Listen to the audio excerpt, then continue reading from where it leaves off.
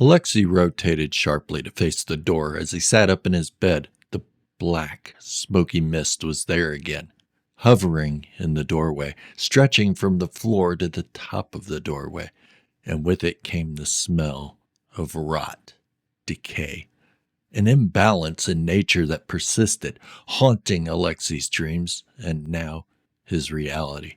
Alexei hated this dark fog.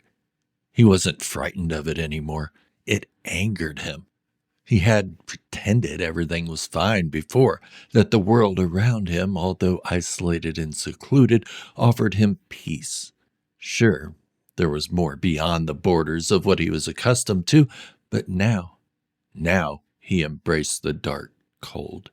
He uttered one angry word to the specter, "Leave," then stood up and walked through it as if it never existed, exiting his frigid bedroom. Thank you for joining me today in this twisted tale. If you're new here, and you probably are, be sure to hit the subscribe button and turn on notifications to stay up to date on all my stories of twisted horror. And if you're into the paranormal, yeah, I write those too. Now, let's get back to the story. Alexei sat in the chair of his grandmother's family room. The chill of the Siberian winter crept in through every crevice of the old cabin. He gripped the handmade quilt tightly around his body as he surveyed the candle-lit room, as he had done 1,000 times before. The fireplace gave off a dim light. It was only enough fire to keep the room from freezing the bones of the inhabitants, as wood had to be rationed through the harsh Siberian winter. Alexei could hear the wind whipping through the frozen land and pounding against the heavy wooden door of the home, as if someone were desperately trying to get in. But it was just the wind and snow, as it was most of the time. When Alexei would ask his grandmother, Irina, why they stayed in this area, as there was bound to be better conditions in the warmer southern regions of Russia, she would just say that their family has been on this property for 200 years, and she would be the one to break the tradition. Alexei would change the subject when his grandmother became annoyed by the question. When she would mention the 200 years of being on the property, Alexei would remind himself that his own 20 years was insignificant. But still, he wondered. He dared not wonder too often, though, as it seemed his grandmother could pick up on the energy he was emitting when he would daydream about leaving, almost as if she could read his mind. After 20 years of the freezing cold, the sleepless nights full of hallucinogenic whispers, surely brought on by borderline hyperthermia, Alexei was ready to leave. But it couldn't be a conscious thought. It had to be a moment of spontaneity. He looked around the rustic room again, noting the out-of-date decor that littered the home that seemed to be placed in their positions on the walls and mantels 200 years prior. But there was one feature that brought life to the unforgiving landscape and the tiny dark home. The jars. 20 or so of them set up as little terrariums for the fireflies that occupied each glass jar, scattered throughout the room ornately, each jar with a single green glow from a single firefly. He cocked his head in curiosity. How were these fireflies still alive? Where did they even come from? When asked, it was always the same answer. Irina would say she didn't know how they lived so long, but liked keeping them around. Another question that seemed to aggravate the tired old woman.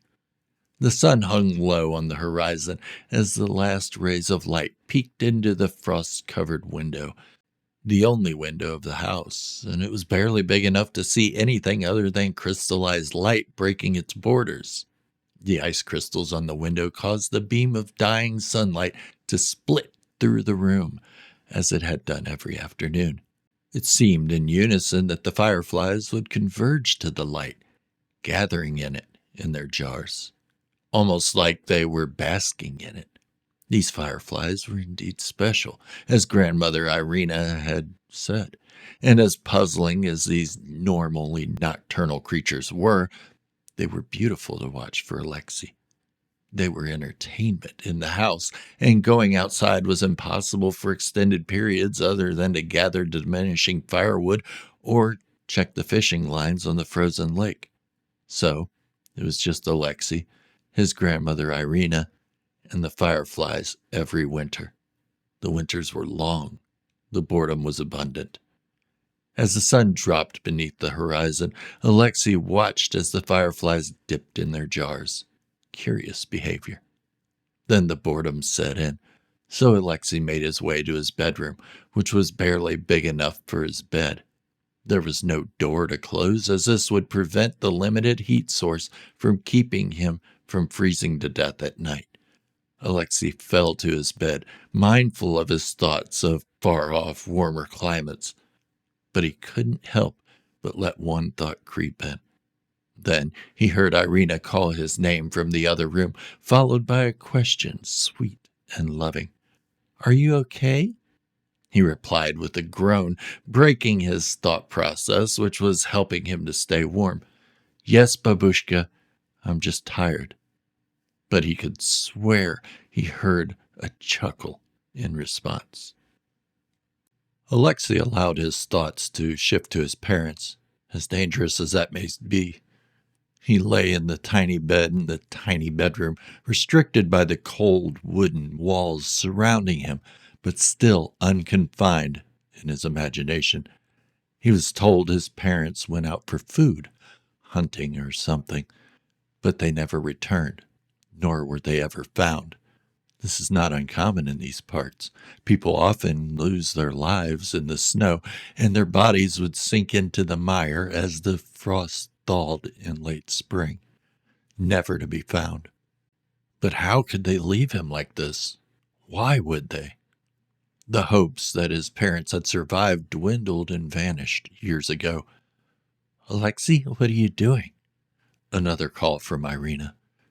He swore she could read his mind at times and would interrupt any thought that was about the outside world. The outside world. Too dangerous to venture out into. His parents were proud of that. "Just trying to sleep, babushka." A slight contempt in his voice. Another low chuckle.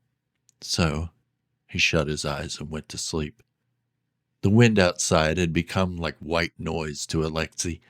Relaxing, calming, soothing, a lullaby for these dark, lonely nights, much like a sailor being rocked to sleep by the rhythmic movements of the salt water crashing against a wooden hull. It put Alexei fast asleep. That night he dreamed. His mind would create fantastic imagery most of the time, from boredom, he supposed. But this night was different than an amazing voyage or warmer climates with plenty of people his own age. No, this time the wind carried whispers into his room, into his dreams, and they warmed themselves inside his head. Incoherent whispers, but the human voices nonetheless. Whimpering, crying, some of them foreboding. He couldn't count how many voices had entered his dream, but it didn't matter.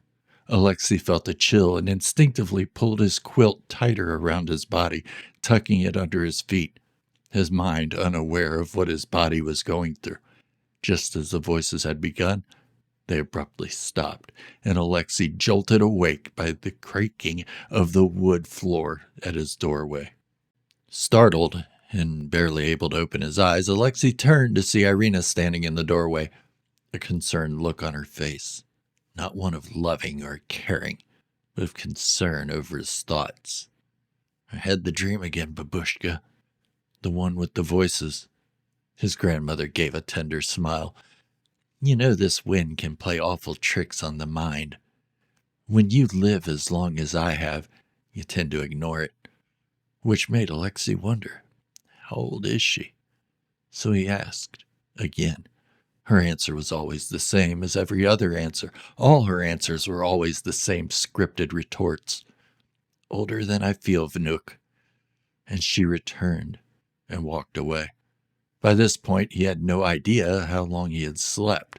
He didn't feel rested, but Irina would often wake him from a deep sleep. Maybe she was just lonely and wanted his company, but that couldn't be the case. Whenever he would awaken and stir about, she wouldn't interact with him much.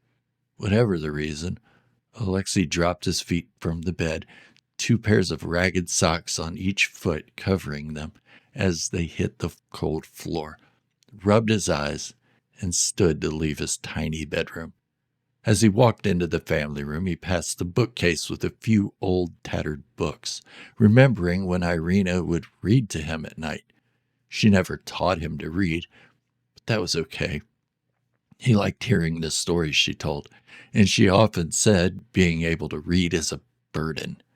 That if you're able to read, people expect more from you. As with other things in life, the more you could do, the more that was expected of you. He grabbed one of the books gently from its cold shelf and carried it to his seat in the family room. As he sat, he noticed one of the Fireflies' lights had gone out. This happened from time to time, but would always return in a day or two. Alexei shrugged it off and opened the book upside down, not understanding how words were supposed to be oriented. But that was of no concern.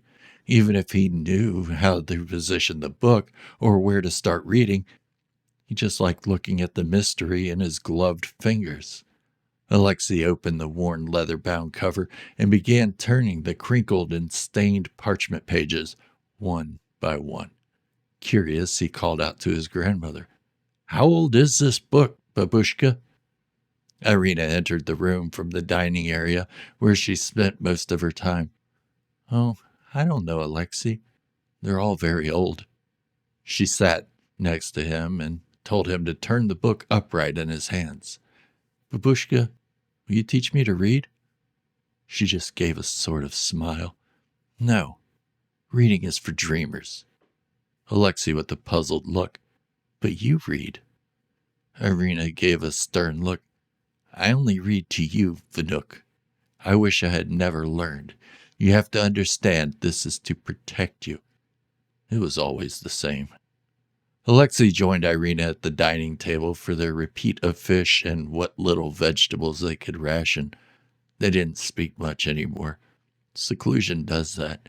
Isolation creates a void in conversation topics. After Alexei finished his meager meal, he cleaned the dishes and put them away. Then he went back to his tiny room and his tiny bed, listening to the wind howling just outside the wooden walls. There was nothing really to do other than sleep or watch the fireflies. At least in sleep he could dream. This was all he had ever known. It didn't take long for sleep to shroud his thoughts, which weren't many, out of fear of being heard. And although he had the dreams of the wind-induced whispers many times in the past, this night would be different.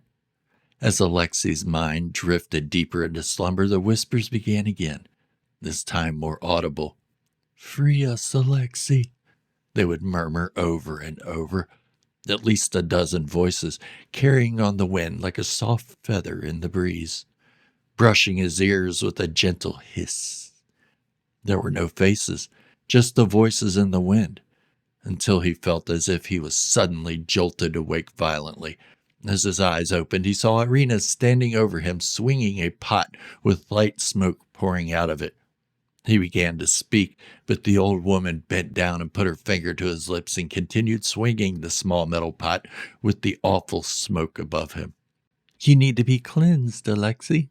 But her face wasn't her normal sweet facade. It was sharper, harder, less delicate than normal. He had never seen her look this way.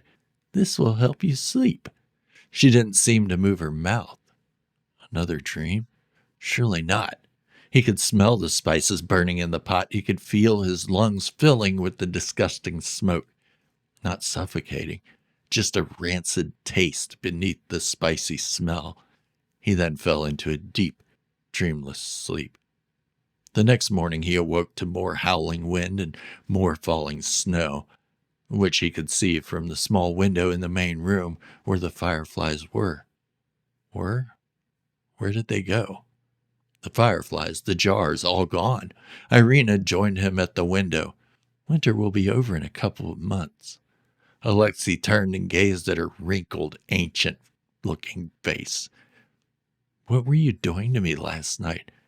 And where are the fireflies?" The old woman regarded Alexei with empty eyes. "Last night? I didn't do anything to you last night. You must have been dreaming again. The jars for the fireflies needed cleaning. I'll put them back out after breakfast." But he didn't see the jars in the dining area nor the kitchen area, but he was limited in his range of view. Then he wondered to himself, does she ever sleep? He didn't recall seeing her sleep. She touched his shoulder firmly. "Of course I sleep, Vanook."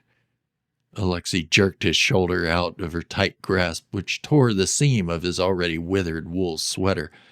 "How'd you know what I was thinking?" She just grinned. "Alexei, you asked me if I sleep. You didn't think it. I believe the winter and isolation are getting to you." With her disgusting smile, which Alexei began to despise more and more each day, Alexei hurried to the sofa. But maybe Irina was right. Maybe this winter is worse than the others. Maybe he was losing his mind. She brought him a cup of tea, which he drank quickly before it got cold. Moments later, he was asleep on the sofa, still sitting upright but slightly hunched over. He awoke not 10 minutes later, feeling drained, weak, like the life had been sucked right out of him. A ringing in his ears and a headache threatened to break free from his skull, but Irina was nowhere in sight. She wasn't at the table where she normally was. But as he surveyed the area with quick glances, he noticed the fireflies were back, as if they were never gone, and the air was thick with the smell of rotten decay. Had this scent always been there? Had he become accustomed to it and just didn't realize it? He tried to find a rational explanation for it, the awful smell hovering like a dense fog. Maybe it was the wood in the cabin. It was very old and likely had plenty of years of decomposition. That had to be it. The whole cabin was made from it. But still, it was almost intoxicating to Alexei. It didn't make him sick. He almost enjoyed it, like a hallucinogenic drug, unwilling, not unwelcomed. Alexei began feeling strange, seeing the world through a different lens, from a combination of exhaustion, isolation, and now the intoxicating effects of the putrid stench invading his lungs. The empty cabin became distorted, the walls breathing in unison with his own heaving chest, the floor unbalanced and uneven. Where was Irina? She could help him through this. As good as it felt on the onset, it was now becoming incrementally worrisome. Alexei could hear heavy footsteps in the cabin, heavy thuds against the wooden planks of the floor, but there was no one there. His mind raced incoherent thoughts as he stumbled his way to the door. He pulled on the heavy door, and the old hinges screamed as the door swung inward. Snow and wind blasted his face before he could cross the threshold into the cold Siberian air. He stepped outside, and instantly his focus began to return. With squinted eyes, Alexei scanned the area, although with low visibility. There was no way his grandmother had left in this condition. There were no tracks, and really no sign of anything. Just the whitewashed cabin and the desolate blanketed land. But he couldn't stay out here forever. He would surely freeze to death in this tattered sweater and 2 pairs of worn socks. He would have to go inside and face whatever was in this family's ancient home.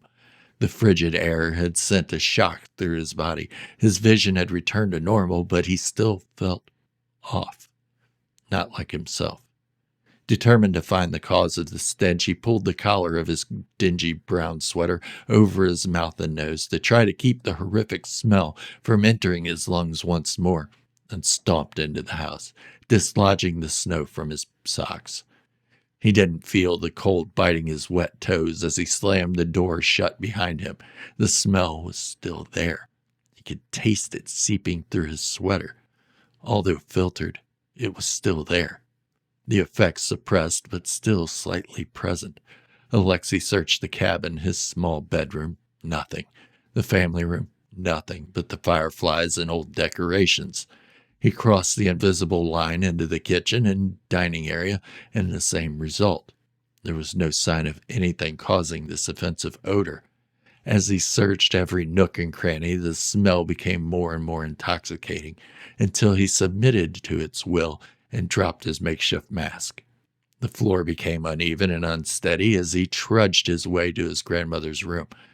But as he peered inside, there was nothing there. No bed, no clothing, nothing. He didn't go to this room on normal occasions, as Irina would become angry at him for invading her space. But how could this be? Nothing there at all? Not even a bedroll on the floor? His mind raced. The loft.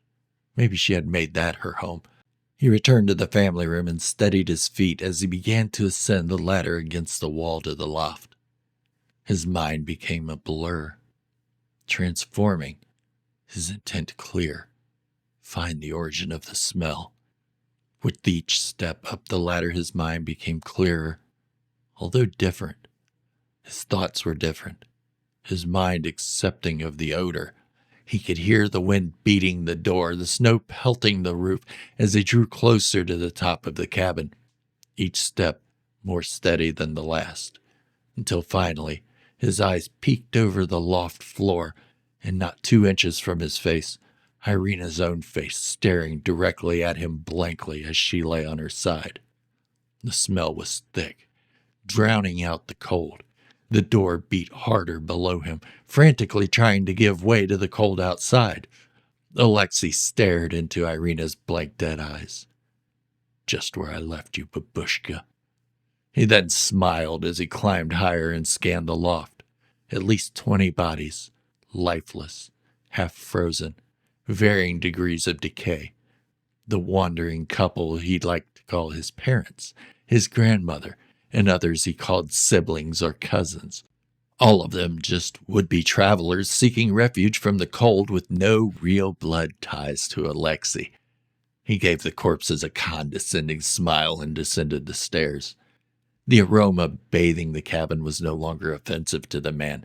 It was pleasurable in every sense of the word. If nothing less, it had reminded him of who he was and what he was capable of. And this brought him excitement. As he stepped to the floor from the ladder, he saw the black mist peering at him from the doorway of his room. Babushka, Alexei muttered in contempt. He recalled now. He hated this apparition, this spectral version of the lost old woman he had invited into his home from the pond, then taken her life.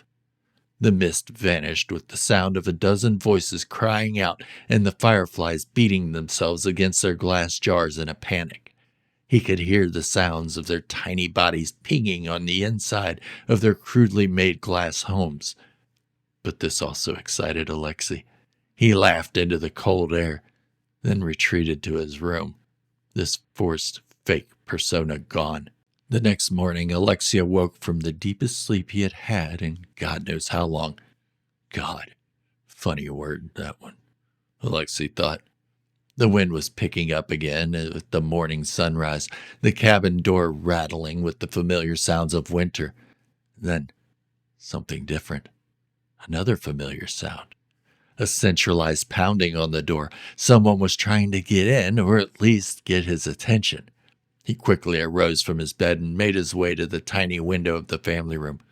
Family. Outside the window, he could see a man standing at the door. He looked cold. The man wasn't carrying any supplies, and his clothes were covered in matted dirt and snow.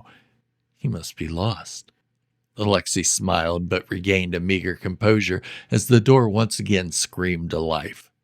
The man began to speak, presumably about being lost and needing shelter, but was cut off when the stench from inside the cabin assaulted every sense the man had all at once. He turned to walk away, but Alexei grabbed him firmly by the arm and pulled the man inside, throwing him off balance. The man hit the floor on his back with a solid thud as the back of his head smacked the wooden floor, leaving him unconscious. Alexei kneeled over the man, straddling his limp body, leaned down to the man's face, barely an inch from his mouth, and inhaled. as if to breathe in every molecule of air inside the cabin. The man heaved and convulsed as a visible lump ascended his throat, until finally a small glowing green orb exited the man's mouth and entered Alexei's own gaping mouth. The man's body fell slack as Alexei rushed to grab a jar, then spat the green orb into the jar, dropping a talisman inside and hurriedly sealing the jar before the soul could escape. Alexei carried the jar and placed it with the others, all souls he had been collecting. With the little effort, Alexei carried the man's body up the ladder to the loft and with unhuman strength tossed him on top of the other bodies behind the woman he called Babushka. He liked seeing her face as it withered away and didn't dare block it. With a deep guttural growl, Alexei spoke, "Welcome home, brother." Then he descended the ladder and stomped across the floor, heavier than his tiny, frail frame should have allowed. He stopped at the dirty mirror hanging silently on the wall. The mirror, only witness to the horror that had been going on in this cabin for 2 centuries. Alexei gazed upon himself and saw what no human eyes could see. A disfigured man. Man, if you could call him that. A beast with uneven eyes, sunken cheeks, and a horrible mouth that stretched the width of his face, making his skin taut. Half man, half demon. If you've enjoyed this story, be sure to check out the others in my catalog of twisted horror. Don't forget to subscribe to the channel and turn on notifications so you don't miss any of my stories. This is Twilight of Horror reminding you to stay weird.